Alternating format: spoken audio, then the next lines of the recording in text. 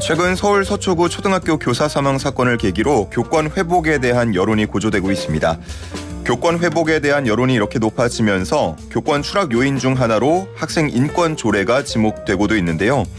서울시 의회도 학생 인권 조례 전면 개정과 또 재검토 의지를 밝히고 있습니다. 관련 내용 서울시 의회 김현기 의장과 이야기 나눠보겠습니다. 안녕하십니까? 네, 안녕하세요. 예. 저희가 늘 좀 밝은 분위기로 만났고 이야기를 나눴었는데 오늘은 좀 사안인 만큼 분위기가 조금은 무거운 것 같습니다. 의장님도 이 좀 소식 듣고 많이 놀라셨을 것 같아요. 네, 많이 놀랐고 또 비통하고 참담한 심정이었습니다. 엊그제 며칠 전에 강남교육청을 방문해서 거기에 준비된 빈소에 조문을 했습니다만 예. 영정도 없는 조문을 하면서 대단히 비통했습니다. 그러셨군요.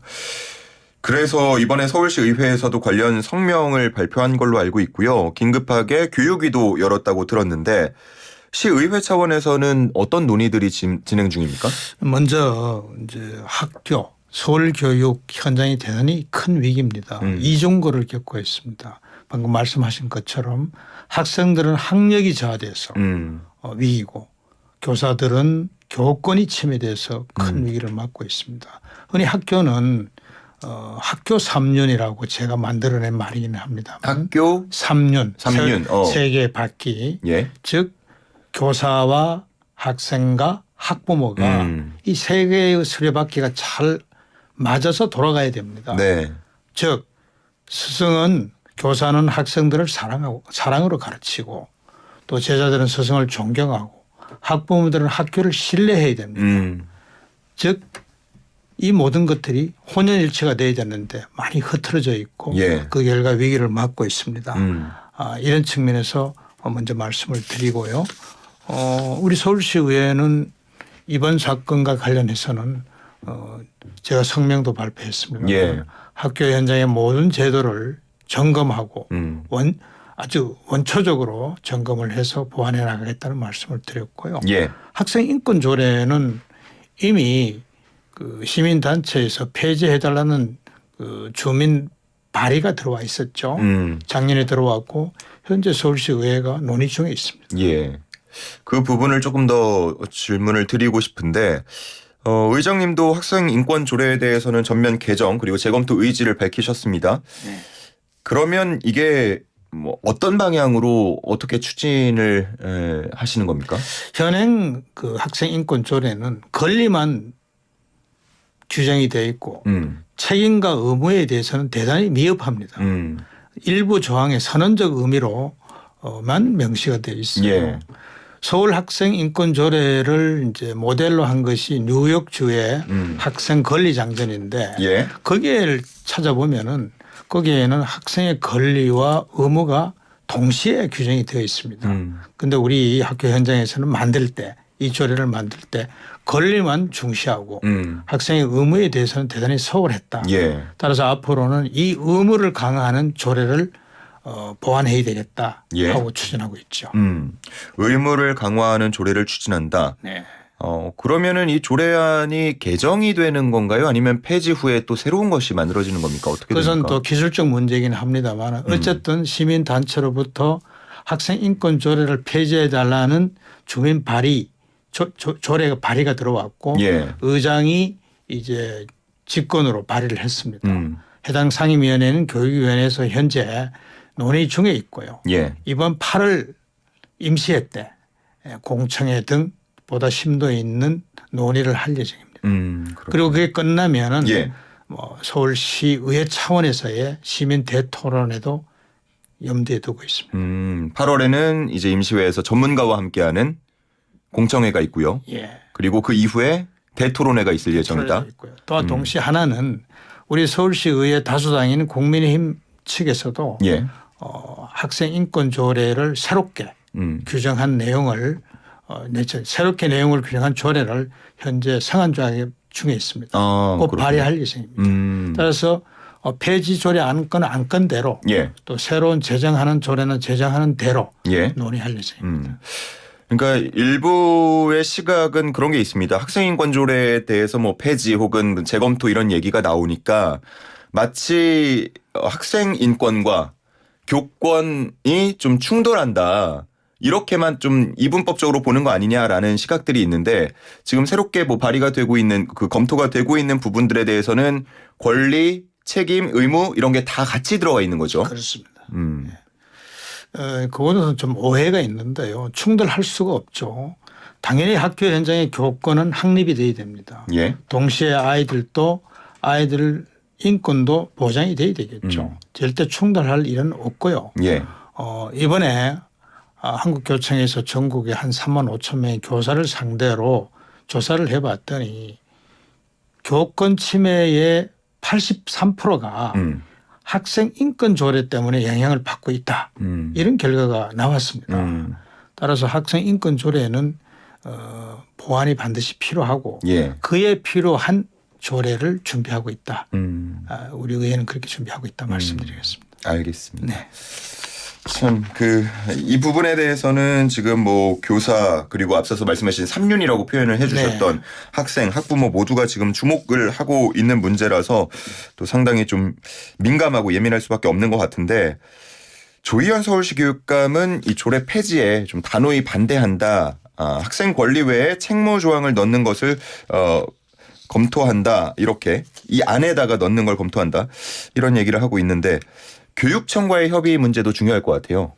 당연히 조례를 심의하는 과정에서는 교육청이 같이 협의하고 논의합니다. 예. 심의 과정에서 교육청이 참여한다는 얘기죠. 예. 그런데 교육감께서 그런 단호히 반대한다는 표현을 한 것은 대단히 유감스럽습니다. 교육감의 과도한 아집이 아닌가 예. 이렇게 생각이 들 정도로 지나친 발언이라고 평가하고 싶습니다. 학교 현장에 다양한 문제가 발생하고 있는데 예. 학생 인권 조례로 인해서 교권이 침해되고 앞서 말씀드린 학부모와 교사 간의 갈등 유발되고 있는데 단호히 반대한다는 표현은 있을 수가 없죠. 교육감 혼자 학교 정책을 결정하고 운영하는 것은 아닙니다. 당연히 우리 서울시 의회와의 관계를 고려한 발언을 하는 것이 맞다. 이렇게 생각합니다. 알겠습니다. 듣는 분들 가운데는 좀 헷갈리고 그리고 궁금해한 분들이 많으실 것 같아요. 그러니까 예를 들어 학생 인권 조례에 권리 외에 책무 조항을 넣는 거와 그리고 새로운 조례안을 만들어서 권리와 책무를 함께 다루는 거랑 이게 어떤 차이가 있는 건지.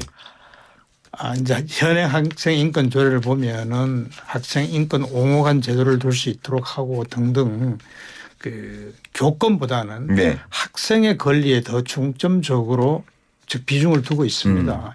이런 것들을 개정으로서 할 수 있는 건 한계가 있고요. 따라서 그래서 시민단체에서 현행 학생 인권 조례를 폐지해 달라고 주민 발의를 한 것 아니겠습니까? 예. 따라서 필요하다면은 함께 병합 심리도 가능하다고 보고요. 뭐 다양하게 논의하는 방향을 찾겠습니다. 알겠습니다.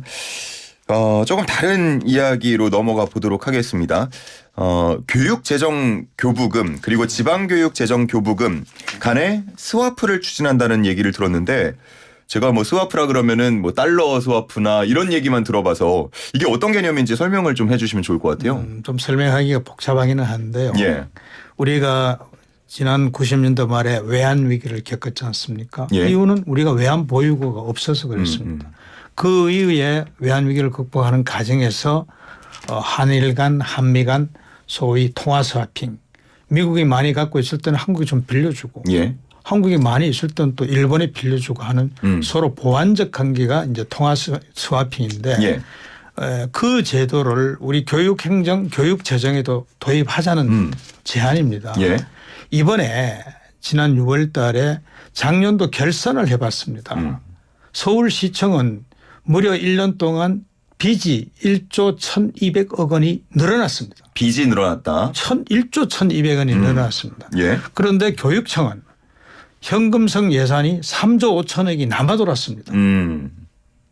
심한 불균형이고 재정 건전성 측면에서 보면은 효율적이지 않죠. 예. 특히 우리가 예산을 심의 결정해 주는 우리 의회 입장에서 보면은 교육청의 예산을 남아도는 재원을 서울시청으로 좀 보내주고 서울시청은 유용하게 쓰고 또 다시 여유가 있으면 갚고 이게 얼마나 바람직하지 않습니까? 예, 예. 따라서 이것을 이제 재정 스와핑이라고 제가 이름을 만들었고요.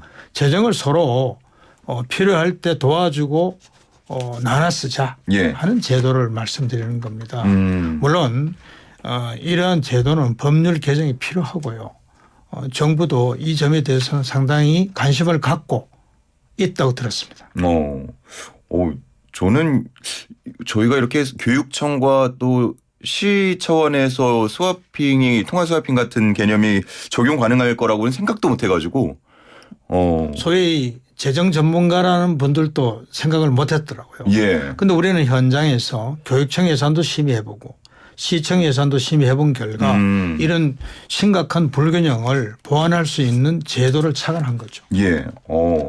이게 앞으로 어떻게 더 논의가 될지 모르겠지만 최소한 정말 아이디어 차원에서는 너무 좋다라는 생각이 개인적으로 뺏어가는 듭니다. 게 아니지 않습니까? 빌리는 개념이고. 남아도는 예산을 지원해주고 필요하다면 또 갚아주고 예. 서울 교육청 예산도 늘 남아돈다고는 할 수 없지 않습니까? 그럴 때는 서울시청의 재정의 여유가 있으면 또 갖다 쓰고 예. 그것을 중재 역할을 하는 것을 의회가 하겠다는 것입니다.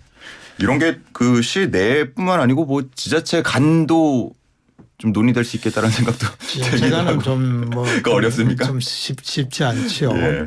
어쨌든 지난번 이번에 과거의 국가균형발전위원회가 이번에 지방시대위원회로 개편이 됐고 국회에서 지역균형발전 포럼 토론회가 있었는데요. 예. 제가 거기 가서 이런 제안을 했더니 지방시대위원장님께서 굉장히 훌륭한 아이디어다. 정부 정책에 반영할 수 있도록 적극 검토하겠다. 예. 이런 말씀을 주셨어요. 제가 비전문가 입장에서 그냥 지금 떠오르는 질문 하나 드리면 네. 앞서서 뭐 교육청이 언제까지 이렇게 돈이 뭐 남겠냐 부족할 수도 있지 않겠냐라고 말씀하셨는데 왠지 교육청은 남는 경우가 더 많을 것 같고 시는 항상 좀 부족한 경우가 더 많을 것 같아서 이게 균형이 맞을지. 아니 그렇다고 해서 서울시청이 교육청으로부터 가져온 소위 재정 스와핑한 그 예산을 갚지 않는다는 건 아닙니다. 그리고 제도라는 것은 영원 불변한 제도는 없습니다.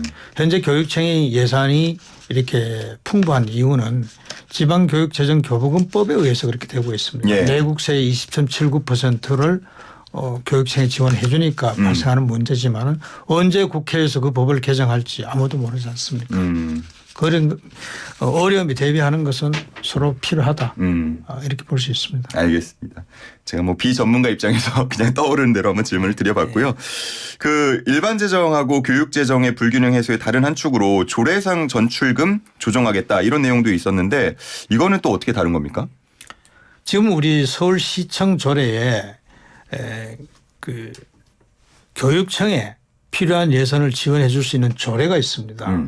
그 조례가 이제 흔히 조례상 전출금 조례라고 하는데 네. 지금 방금 말씀드렸듯이 시청은 적자고 심각한 재정 불균형을 겪고 있는데 재원이 없는 서울시가 해마다 서울교육청에 예산을 지원해 주고 있습니다. 넌센스 아니겠습니까? 예. 따라서 이것은 좀 개선이 필요하고 관련 조례를 손질을 해야 된다. 이런 주장이죠. 역시 그것도 제가 주장을 하고 있습니다. 알겠습니다. 앞으로 뭐 논의가 더 많이 필요한 부분이기 때문에 어떻게 진행이 되는지는 한번 살펴보도록 하고요. 다른 주제 한번 넘어가 보도록 하겠습니다. TBS 얘기 항상 의장님께서 오시면 좀 강력하게 얘기를 해주곤 하셨는데 최근에 추경안 부결되고 나서 자구책 마련에 집중하고 있는 걸로 전해집니다. TBS의 미래 또 한번 질문을 드리게 됩니다. 어떻게 지금 생각하고 계신지요? 거듭 말씀을 드리지만은 TBS는 내년 1월 1일부터 서울시청이 예산을 지원하지 않습니다. 따라서 더 이상 예산 지원이 않는 상태에서는 자구책을 찾아야 합니다. 그 자구책은 두 가지입니다. 방송을 폐지하거나 예. 아니면 방송을 계속 유지하려면은 민간 방송으로 전환이 돼야 됩니다. 따라서 민간 방송에 전환이 되면은 TBS는 그동안에 축적한 방송 노하우를 새롭게 혁신해서 새로운 방송으로 재탄생할 수 있다는 것이죠. 그렇게 말씀을 드리겠습니다. 알겠습니다.